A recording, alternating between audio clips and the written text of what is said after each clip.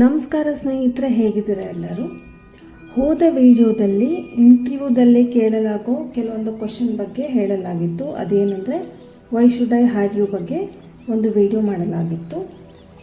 ಈ ವಿಡಿಯೋದಲ್ಲಿ ಇನ್ನೊಂದು ಕಾಮನ್ ಆಗಿ ಕೇಳಲಾಗೋ ಪ್ರಶ್ನೆ ಅಂದರೆ what are your strengths and weaknesses. ಈ ಪ್ರಶ್ನೆಗೆ ಹೇಗೆ ಉತ್ತರ ಕೊಡಬೇಕು ಅನ್ನೋದನ್ನು ಒಂದು ಸಣ್ಣ ಡಿಸ್ಕಷನ್ ಮೂಲಕ ನೋಡೋಣ.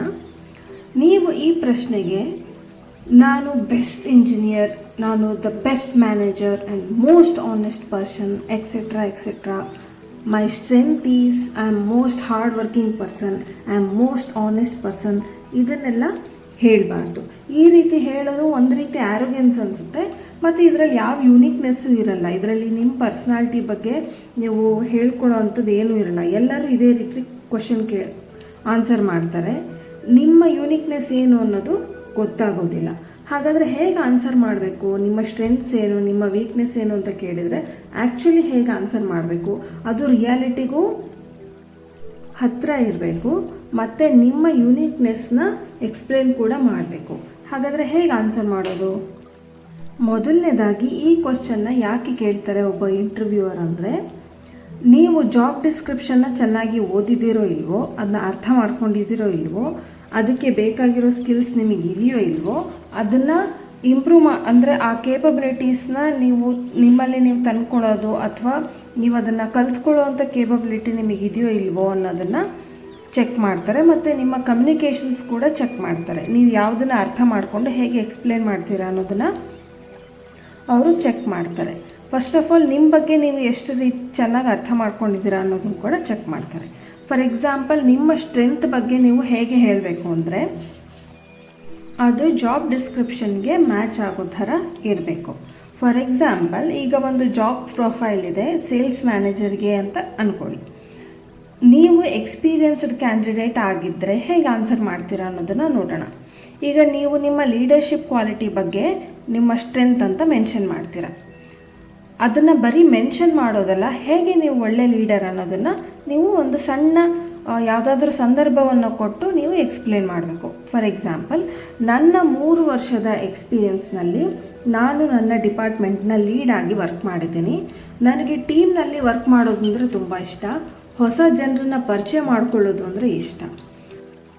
ಮತ್ತು ಈ ನಿಮ್ಮ ಎಕ್ಸ್ಪೀರಿಯನ್ಸ್ನಲ್ಲಿ ನೀವು ಯಾವುದಾದ್ರೂ ಟಾರ್ಗೆಟ್ಗಳನ್ನು ಅಚೀವ್ ಮಾಡಿದ್ದೀರಾ, ಯಾವುದಾದ್ರೂ ಅಚೀವ್ಮೆಂಟ್ಸ್ ಮಾಡಿದ್ದೀರಾ, ಪರ್ಟಿಕ್ಯುಲರ್ ನಂಬರ್ಸ್ ಇದ್ದಾವ, ಅದನ್ನು ಒಂದು ಅರ್ಧ ನಿಮಿಷದಲ್ಲಿ ನೀವು ಎಕ್ಸ್ಪ್ಲೇನ್ ಮಾಡಬೇಕು. ಪರ್ಟಿಕ್ಯುಲರ್ ನಂಬರ್ಸ್ ಇದ್ದಾರೆ ಅಂದರೆ ಇಷ್ಟು ಸೇಲ್ಸ್ ಟಾರ್ಗೆಟ್ ಇತ್ತು, ನಾನು ಅದನ್ನು ಇಷ್ಟು ದಿನದಲ್ಲಿ ಅಚೀವ್ ಮಾಡಿದ್ದೆ, ನಾನು ಡೆಡ್ಲೈನ್ ಒಳಗಡೆ ಇಷ್ಟು ಸೇಲ್ಸ್ನ ಅಚೀವ್ ಮಾಡಿದೆ, ನನ್ನ ಟೀಮ್ಗೆ ಈ ರೀತಿ ಎನ್ಕರೇಜ್ ಮಾಡಿದ್ದೆ, ನನ್ನ ಟೀಮ್ನ ಈ ರೀತಿ ಟ್ರೈನಿಂಗ್ ಕೊಟ್ಟು ಈ ರೀತಿ ರೆಡಿ ಮಾಡಿದ್ದೆ ಅನ್ನೋದನ್ನು ನೀವು ಒಂದು ಸಣ್ಣ ಸಂದರ್ಭದ ಮೂಲಕ ಹೇಳ್ಬೋದು.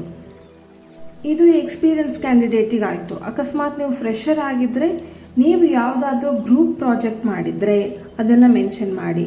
ಆ ಗ್ರೂಪ್ ಪ್ರಾಜೆಕ್ಟ್ನಲ್ಲಿ ನಿಮ್ಮ ಕಾಂಟ್ರಿಬ್ಯೂಷನ್ ಏನು, ನೀವು ಯಾವ ರೀತಿ ಹೊಸ ಹೊಸ ವಿಷಯಗಳನ್ನ ಕಲ್ತ್ರಿ ಅನ್ನೋದನ್ನು ಮೆನ್ಷನ್ ಮಾಡಿ.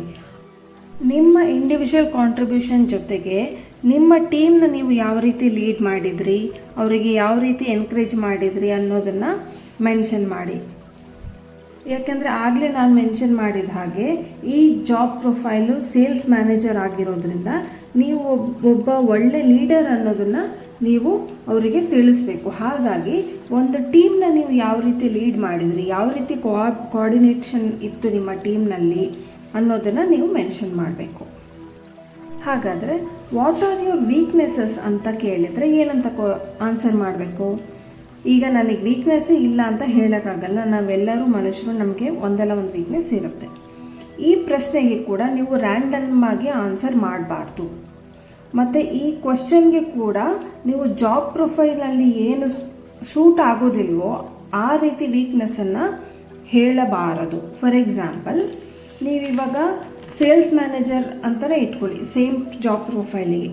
ಈ ಸೇಲ್ಸ್ ಮ್ಯಾನೇಜರ್ನ ಒಂದು ಪೋಸ್ಟಿಗೆ ನಾನು ಸ್ವಲ್ಪ ಇಂಟ್ರೋವರ್ಟು, ನಾನು ಶೈ ಪರ್ಸನ್ನು, ನನಗೆ ಹೊಸಬ್ರನ್ನ ಮೀಟ್ ಮಾಡಲಿಕ್ಕೆ ಕಷ್ಟ ಆಗುತ್ತೆ, ನನ್ನ ಕಮ್ಯುನಿಕೇಷನ್ ಚೆನ್ನಾಗಿಲ್ಲ ಅಂತ ಮೆನ್ಷನ್ ಮಾಡಿದರೆ ಈ ಸೇಲ್ಸ್ ಮ್ಯಾನೇಜರ್ ಅಥವಾ ಸೇಲ್ಸ್ ಪರ್ಸನ್ಗೆ ಇಂಟ್ರೋವರ್ಟ್ ಆಗಿದ್ದರೆ ನೀವು ಇಲ್ಲಿ ಕೆಲಸ ಮಾಡಲಿಕ್ಕೆ ಸಾಧ್ಯ ಇಲ್ಲ. ಹಾಗಾಗಿ ಈ ಜಾಬ್ ಪ್ರೊಫೈಲಿಗೆ ನಿಮ್ಮ ಕ್ವಾಲಿಟಿ ಅಂದರೆ ನಿಮ್ಮ ವೀಕ್ನೆಸ್ಸು ಅಂದರೆ ಏನು ಮೆನ್ಷನ್ ಮಾಡಿದ್ದೀರಾ ಆ ನಿಮ್ಮ ಪರ್ಸ್ನಾಲಿಟಿ ಟ್ರೇಟು ಮ್ಯಾಚ್ ಆಗೋದಿಲ್ಲ. ಹಾಗಾಗಿ ನಿಮ್ಮನ್ನು ಸ್ಟ್ರೇಟ್ ಅವೇ ರಿಜೆಕ್ಟ್ ಮಾಡ್ತಾರೆ.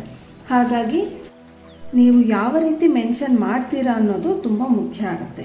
ಫಾರ್ ಎಕ್ಸಾಂಪಲ್, ಸೇಮ್ ಜಾಬ್ ಪ್ರೊಫೈಲಿಗೆ ವೀಕ್ನೆಸ್ ಯಾವುದರ ಒಂದು ನೋಡೋಣ. ಈಗ ನನಗೆ ಟೈಮ್ ಮ್ಯಾನೇಜ್ಮೆಂಟ್ ಮೊದಲೇ ಕಷ್ಟ ಆಗ್ತಾಯಿತ್ತು, ಮತ್ತು ಡೆಡ್ಲೈನ್ ಮೀಟ್ ಮಾಡಬೇಕು ಅಂದರೆ ಕಷ್ಟ ಆಗ್ತಾಯಿತ್ತು. ಯಾಕೆಂದರೆ ನನಗೆ ಸ್ಟಾರ್ಟಿಂಗಲ್ಲಿ ಟೈಮ್ ಮ್ಯಾನೇಜ್ಮೆಂಟ್ ಮಾಡ್ಕೊತಾ ಇಲ್ಲ. ಹಾಗಾಗಿ ಒಂದು ಟಾಸ್ಕನ್ನು ನಾನು ಬೇರೆ ಬೇರೆ ಪಾರ್ಟಲ್ಲಿ ಡಿವೈಡ್ ಮಾಡಲಿಕ್ಕೆ ಶುರು ಮಾಡಿದೆ. ಆ ಡಿವೈಡ್ ಆಗಿರೋದಕ್ಕೆ ಸಪ್ರೇಟ್ ಟೈಮ್ ಫ್ರೇಮ್ ಇಟ್ಕೊಳ್ಳೋಕ್ಕೆ ಶುರು ಮಾಡಿದೆ. ಅದಾದ ಮೇಲೆ ನನ್ನ ಟೈಮ್ ಮ್ಯಾನೇಜ್ಮೆಂಟ್ ತುಂಬ ಇಂಪ್ರೂವ್ ಆಗಿದೆ. ಈ ರೀತಿ ನಿಮ್ಮ ಇಂಪ್ರೂವ್ಮೆಂಟ್ ಏನಿದೆ ಅನ್ನೋದನ್ನು ಹೇಳಬೇಕು. ಈಗ ಇನ್ನೊಂದು ಎಕ್ಸಾಂಪಲ್ ನೋಡೋಣ. ಫಾರ್ ಎಕ್ಸಾಂಪಲ್, ನನ್ನ ಇಂಡಿವಿಜುವಲ್ ಕಮ್ಯುನಿಕೇಷನ್ ಚೆನ್ನಾಗಿದೆ, but telephonic communication 1-to-1 communication ನಾನು ಚೆನ್ನಾಗಿ ಮಾಡ್ತೀನಿ. ಬಟ್ ಸ್ವಲ್ಪ ನನಗೆ ಪಬ್ಲಿಕ್ ಸ್ಪೀಕಿಂಗ್ನಲ್ಲಿ ಕಷ್ಟ ಆಗ್ತಾ ಇತ್ತು. ಅಂದರೆ ನಾನು ಇಲ್ಲಿ ನನಗೆ ಪಬ್ಲಿಕ್ ಸ್ಪೀಕಿಂಗ್ ತುಂಬ ಕಷ್ಟ ಅಂತ ಪ್ರೆಸೆಂಟಲ್ಲಿ ಹೇಳಲಿಲ್ಲ, ಕಷ್ಟ ಆಗ್ತಾ ಇತ್ತು ಅಂತ ಹೇಳಿದೆ, ಅಂದರೆ ಪಾಸ್ಟಲ್ಲಿ ಹೇಳಿದೆ. ಹಾಗಾಗಿ ನಾನು ಹೇಗೆ ಇಂಪ್ರೂವ್ ಮಾಡ್ಕೊಂಡಿದ್ದೀನಿ? ಹಾಗಾಗಿ ನಾನು ಕಮ್ಯುನಿಕೇಷನ್ಸ್ ಕ್ಲಾಸಸ್ನ ಅಟೆಂಡ್ ಮಾಡಿದೆ. ಹಾಗಾಗಿ ನನ್ನ ಪಬ್ಲಿಕ್ ಸ್ಪೀಕಿಂಗ್ನ ಹೇಗೆ ಇಂಪ್ರೂವ್ ಮಾಡ್ಕೋಬೇಕು ಅಂತ ನೋಡಿ, ಪಬ್ಲಿಕ್ ಸ್ಪೀಕಿಂಗ್ ಯಾವುದಾದ್ರೂ ಸಂದರ್ಭದಲ್ಲಿ ನಾನು ಮೊದಲೇ ಪ್ರಿಪೇರ್ ಆಗ್ತೀನಿ. ಇವಾಗ ನನ್ನ ಪಬ್ಲಿಕ್ ಸ್ಪೀಕಿಂಗ್ ಸ್ಕಿಲ್ಸ್ ಇಂಪ್ರೂವ್ ಆಗಿದೆ ಅಂತ ಮೆನ್ಷನ್ ಮಾಡಿಕೊಂಡು. ಇಲ್ಲಿ ನೀವು ನೋಡಿದ ಹಾಗೆ ನಾನು ಕೊಟ್ಟಿರೋ 2 ಎಕ್ಸಾಂಪಲಲ್ಲೂ ಜಾಬ್ ಪ್ರೊಫೈಲ್ಗೆ ಬೇಕಾಗಿರೋಂಥ ಕ್ವಾಲಿಟೀಸ್ನ ನಾನು ಇಂಪ್ರೂವ್ ಮಾಡ್ಕೊಳ್ತಾ ಇದ್ದೀನಿ. ಅಂದರೆ ನನಗೆ ವೀಕ್ನೆಸ್ ಇದೆ. ಈಗ ಎಲ್ಲರಿಗೂ ಒಂದು ಟೈಮ್ ಫ್ರೇಮ್ ಅಂತ ಕೊಟ್ಟರೆ, ಆ ಡೆಡ್ಲೈನ್ ಅಂತ ಕೊಟ್ಟರೆ ಟೆನ್ಷನ್ ಆಗುತ್ತೆ. ಬಟ್ ನಾನು ಅದನ್ನು ಇಂಪ್ರೂವ್ ಮಾಡ್ಕೋತಾ ಇದ್ದೀನಿ, ನಾನು ಪ್ರೋಗ್ರೆಸ್ ಆಗ್ತಾ ಇದ್ದೀನಿ. ಈಗ ಎಲ್ರಿಗೂ ಪಬ್ಲಿಕ್ ಸ್ಪೀಕಿಂಗ್ ಅಂದರೆ ಭಯ ಇರುತ್ತೆ. ಈಗ ಸೇಲ್ಸ್ ಮ್ಯಾನೇಜರ್ ಅಥವಾ ಒಬ್ಬ ಮಾರ್ಕೆಟಿಂಗ್ ಏಜೆಂಟ್ ಅಂದರೆ ನಾವು ಕೆಲವೊಂದು ಸತಿ ಪಬ್ಲಿಕ್ ಸ್ಪೀಕಿಂಗ್ ಮಾಡಬೇಕಾಗತ್ತೆ. ಅದೇ ನನಗೆ ಸ್ವಲ್ಪ ಭಯ ಆಗ್ತಾ ಇತ್ತು, ಇವಾಗ ನಾನು ಇಂಪ್ರೂವ್ ಆಗಿದ್ದೀನಿ, ಈಗ ಆಗೋದಿಲ್ಲ. ಈ ರೀತಿ ನಿಮ್ಮ ವೀಕ್ನೆಸ್ ಇದೆ, ಬಟ್ ನೀವು ಅದನ್ನು ವರ್ಕ್ ಮಾಡ್ತಾ ಇದ್ದೀರಾ ಅದ್ರ ಬಗ್ಗೆ ಅನ್ನೋದನ್ನು ನೀವು ಹೇಳಬೇಕು. ಇನ್ನೊಂದು ತುಂಬ ಮುಖ್ಯವಾದ ವಿಷಯ ಲಾಸ್ಟಿಗೆ ಏನು ಹೇಳಬೇಕು ಅಂದರೆ, ನೀವು ಯಾವುದಾದ್ರೂ ನಿಮ್ಮ ಸ್ಟ್ರೆಂತ್ ಅಂತ ಮೆನ್ಷನ್ ಮಾಡಿದರೆ, for example I am very good at accounts ಅಂತ ಹೇಳಿದರೆ, ಅಥವಾ ನೀವು ಇಂಜಿನಿಯರ್ ಆಗಿದರೆ ನಾನು ಕೋಡಿಂಗ್ ತುಂಬ ಚೆನ್ನಾಗಿದೆ ಅಂತ ನೀವು ಮೆನ್ಷನ್ ಮಾಡಿದರೆ, ಇಂಟರ್ವ್ಯೂವರ್ ಆ ಸಬ್ಜೆಕ್ಟ್ ಬಗ್ಗೆ ಕ್ವಶನ್ಸ್ ಕೇಳೋದಕ್ಕೆ ಶುರು ಮಾಡ್ತಾರೆ.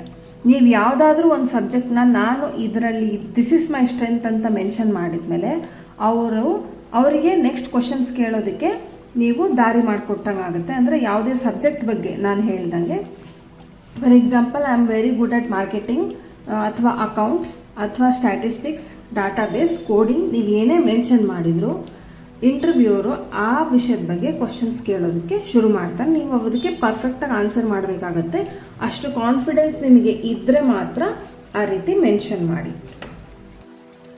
ಸೊ ನೀವು ಯಾವುದೇ ರೀತಿ ಸ್ಟ್ರೆಂತ್ ಆಗಿರ್ಬೋದು, ವೀಕ್ನೆಸ್ ಆಗಿರ್ಬೋದು ಮೆನ್ಷನ್ ಮಾಡಬೇಕಾದ್ರೆ ಅದನ್ನು ಅರ್ಧ ನಿಮಿಷದ ಒಳಗೆ ಇರೋ ಹಾಗೆ ನೀವು ಮೆನ್ಷನ್ ಮಾಡಬೇಕು. ಯಾಕೆಂದರೆ ತುಂಬ ಜನ ಕ್ಯಾಂಡಿಡೇಟ್ಸ್ ಬಂದಿರ್ತಾರೆ, ಅವರಿಗೆ ಕೇಳೋದಕ್ಕೆ ಪೇಷನ್ಸ್ ಇರೋದಿಲ್ಲ.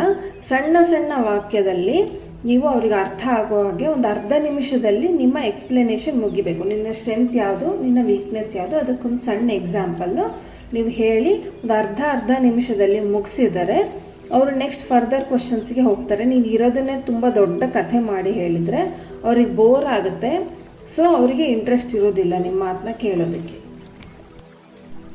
ಇದಿಷ್ಟು ಈ ಕ್ವಶನ್ಸಿಗೆ ಸಂಬಂಧಪಟ್ಟಿದ್ದು. ಅಂದರೆ ನಿಮ್ಮ ಸ್ಟ್ರೆಂತ್ ಮತ್ತು ವೀಕ್ನೆಸ್ ಯಾವುದು ಅಂತ ಕೇಳಿದರೆ ನೀವು ಯಾವ ರೀತಿ ಆನ್ಸರ್ ಮಾಡ್ಬೋದು ಅನ್ನೋದ್ರ ಬಗ್ಗೆ ನನ್ನ ಒಂದು ಸಣ್ಣ ಟಿಪ್ಸು.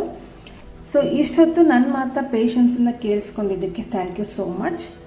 ಈ ವಿಡಿಯೋ ನಿಮಗೆ ಇಷ್ಟ ಆಗಿದ್ದಲ್ಲಿ ಈ ವಿಡಿಯೋನ ಲೈಕ್ ಮಾಡಿ, ಶೇರ್ ಮಾಡಿ, ಸಬ್ಸ್ಕ್ರೈಬ್ ಮಾಡಿ, ಬೆಲ್ ಐಕಾನ್ ಕ್ಲಿಕ್ ಮಾಡೋದಕ್ಕೆ ಮರಿಬೇಡಿ. ಮುಂದಿನ ವಿಡಿಯೋ ಯಾವ ಟಾಪಿಕ್ ಬಗ್ಗೆ ಮಾತಾಡ್ಬೋದು ಅಂತ ಒಂದು ಕಾಮೆಂಟ್ನಲ್ಲಿ ತಿಳಿಸಿ. Thank you so much for watching.